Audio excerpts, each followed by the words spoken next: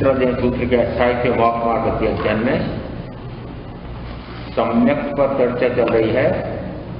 जीव अजीव बंध, पुण्य पाप आश्रव, संवर्ण निजरा, मोक्ष के 9 तत्व हैं और इन 9 तत्वों का जैसा स्वरूप तीर्थंकर परमात्मा ने फरमाया है उनका उन्हीं भावों से समझ करके और भावपूर्वक श्रद्धान करने से सम्यक्त होती है। सम्यक्त कैसे प्रकट होती है?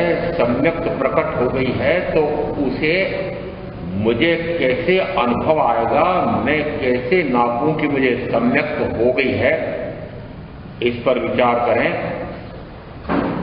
शास्त्रों में 5 प्रकार की लब्धियां आई हैं और उनमें प्रथम लब्धि कही गई है क्षयोक्षमिक लब्धि। क्षय और उपशम 2 शब्दों से क्षयोक्षम शब्द बना है।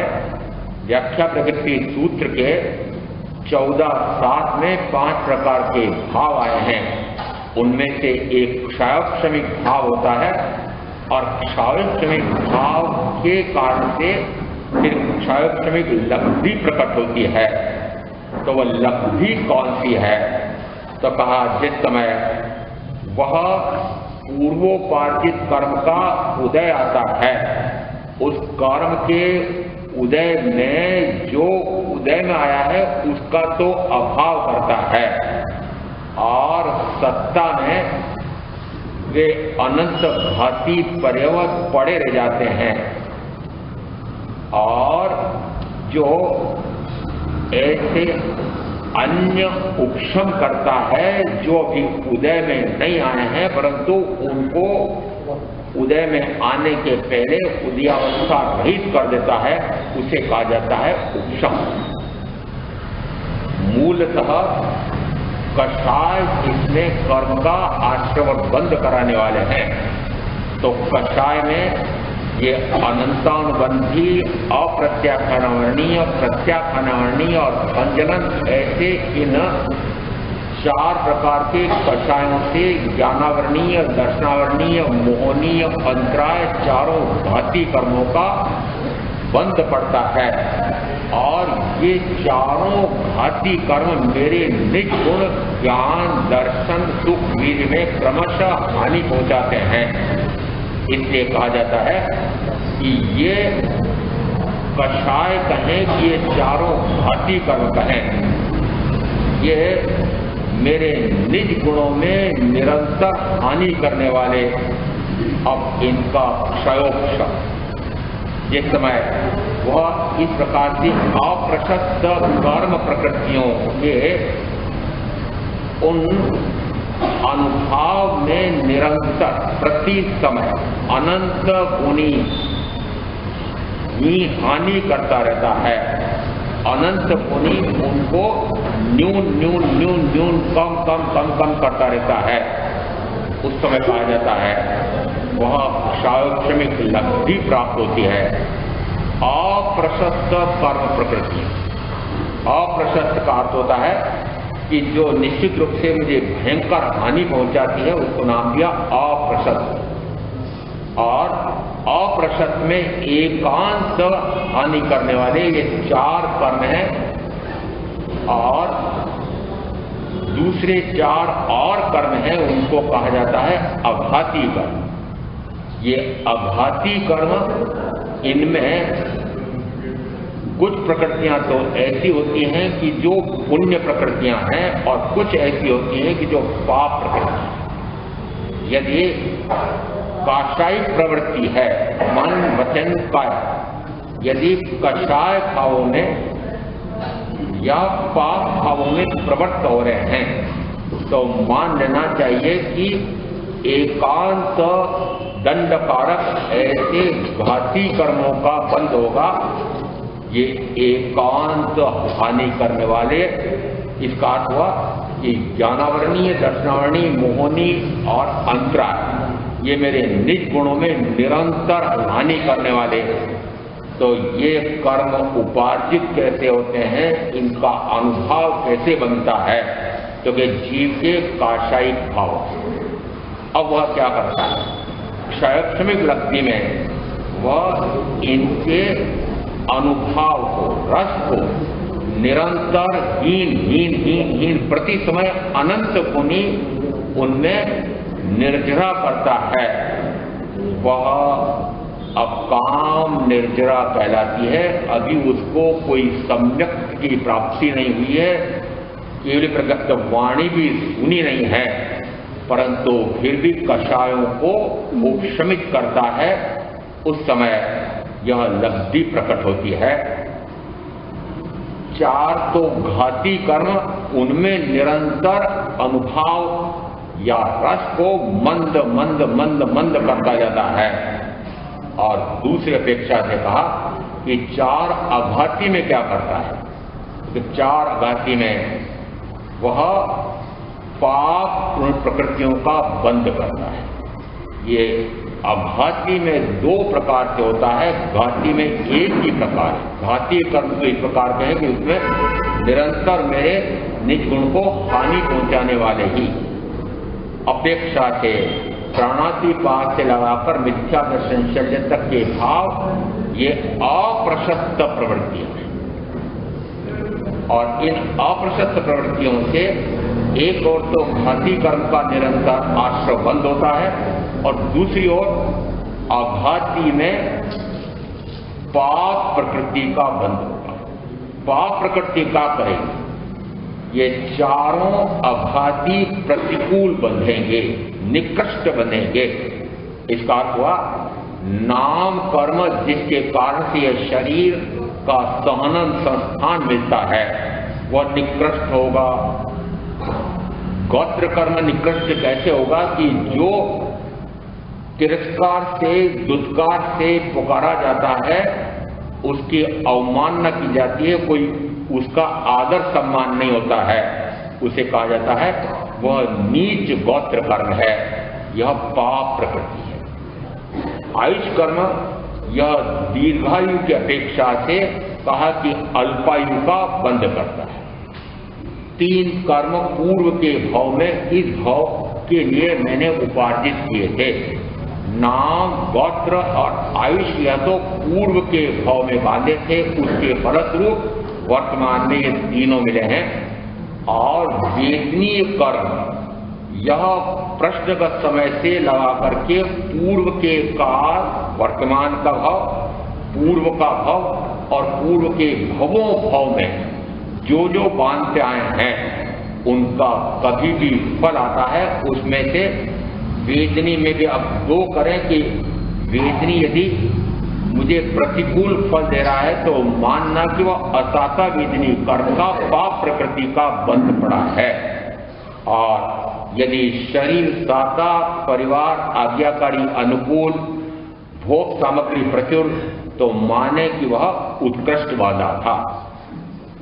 उत्कृष्ट को कहा जाएगा पुण्य प्रकृतियां और निकृष्ट को कहा जाएगा पाप प्रकृतियां।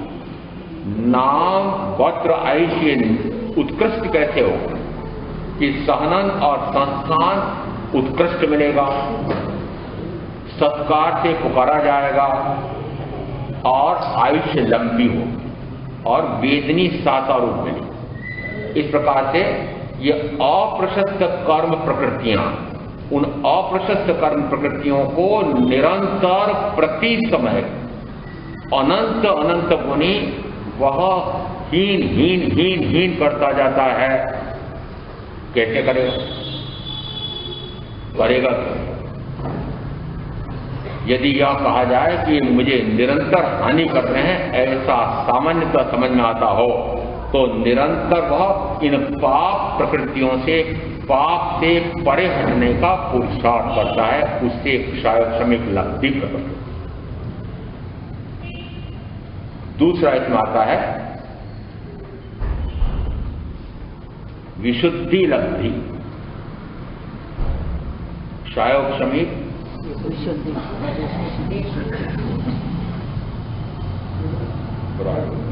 विशुद्धि लब्धि। विशुद्धि लब्धि का अर्थ होता है जो उसने पूर्व में कर्म बांधे हैं, उन कर्म के रस की मंदता निरंतर करना, अब यहाँ अनुभाव रस दोनों एक समान है, परंतु यहाँ दूसरे में विशुद्धि लब्धि में वह निरंतर अपने कषायों को क्रश करता जाता है। कषाय मूलतः क्रोध, मान, माया, लोभ ऐसे कहे जाते हैं। अपेक्षा से सर्व विकारी भाव कषाय में सम्मिलित होते हैं। अपेक्षा से अप्रमत्त आत्मा में ही स्वरूप में ही स्थिर रहना, वो स्वरूप स्थिर का ज्ञाता भाव दृष्टा भाव को छोड़ करके शेष सारे विकारी भाव ये कषाय भाव में सम्मिलित माने, तो यहाँ वह निरंतर कषायों को, उनके रस को मंद मंद मंद करता जाता है। यदि आप अपने किसी साधर्मी को, साथी को, परिजन को कहें कि भाई देखो इतने अच्छे प्रवचन हो रहे हैं, साक्षात तीर्थंकर परमात्मा पधारे हैं, सद्गुरु का समागम हो रहा है, आप भी चलो। यदि वह क्रोध की आग में आग बबूला हो रहा है, शास्त्रों में क्रोध को आग कहा, क्रोध को आग कहा। यदि वह क्रोध में आग बबूला हो रहा है, यदि मान में चूर हो रहा है, निरंतर मायाचारी कपट छल प्रपंच सूझ रहा है, और ऐसी मायाचारी छल प्रपंच कपट करते करते और वह धन की तृष्णा में अंधा हो रहा है, उसको यदि कहें कि भाई देखो केवली प्रकृत वाणी, तीर्थंकर परमात्मा की वाणी कितनी अमूल्य है, कितनी महत्वपूर्ण है, सुनो, सुनेगा? क्यों नहीं सुनेगा? यदि कषाय की आग में जल रहा है तो उसको कहाँ भाव आएगा कि मैं भी केवल प्रगट वाणी सुनूं, मैं भी तमोचरण में जाऊं, सदगुरु का समागम करूं, ये भाव ही नहीं आता है। इसलिए कहा जाता है कि वह विशुद्धि लब्धि में अपने ही स्वयं के पुरुषार्थ से वह सत्संग में जाने का भाव करता है, और सत्संग में जाऊं ऐसा भाव तो होता है पर जा नहीं पाता है। उसके लिए वह विषयों की मंदता करता है, कषायों को निरंतर पतला करता जाता है, और ऐसा करते करते उसके कर्म के रस में निरंतर मंदता आती जाती है। उसका तीसरा लब्धि, उसके कारण से तीसरी लब्धि प्रकट होती है, देशना लब्धि। वो देशना लब्धि क्या है? देशना यह एक विशिष्ट पारिभाषिक शब्द है। तीर्थंकर परमात्मा जो तत्व का स्वरूप प्रज्ञापित करते हैं, प्ररूपित करते हैं, उसको देशना कहा जाता है। तीर्थंकर परमात्मा जो सिद्धांत बोध, उपदेश बोध देते हैं, उसे देशना कहा जाता है। देशना यानी जो दिया गया है, किसके द्वारा दिया गया है? कि तीर्थंकर परमात्मा द्वारा दिया गया। क्या दिया गया है? कि तत्वावबोध दिया है, उपदेश बोध दिया है, सिद्धांत बोध दिया है। जिस समय ऐसा तीर्थंकर की वाणी में भी सुनो, साक्षात तीर्थंकर नहीं है और सदगुरु पधारे हैं, तो सदगुरु का सत्समागम मैं भी करूं, सत्सुद्ध श्रवण करूं, ऐसा अंदर में भाव जगता है। वो जो ऐसा अंदर में भाव जगता है, उसका कोई निमित्त कारण होना चाहिए। तो कि निमित्त कारण पूर्व में कभी इस प्रकार का विशिष्ट भाव आया होगा, उससे उसके एक विशिष्ट प्रकार के सातिशय पुण्य का उपार्जन होता है। दृष्टांत से समझें, मानो हम विहार कर रहे हैं, भयंकर गर्मी पड़ रही है, किसान हाँक रहा है, खेत हाँक रहा था, और दौड़ा दौड़ा उस हल बैल को छोड़ करके हमारे तरफ आ रहा था। साथी ने कहा वो अपनी तरफ आ रहा है, रुको। लिखा वो अपनी तरफ से क्यों आएगा? वो हाँकते हाँकते उसको कुछ प्यास लगी होगी, कोई काम होगा तो जा रहा होगा। वह दौड़ते दौड़ते आता है, और आप तो त्रिपुत्रों के पाठ से विधिवत वंदना करते हैं। अंदर में भाव हो चाहे नहीं हो, परंतु मैंने देखा कि विधिवत वंदना और पाठ तो उसको आता नहीं है, परंतु इतने भावपूर्वक वह प्रणाम दंडवत प्रणाम करता है।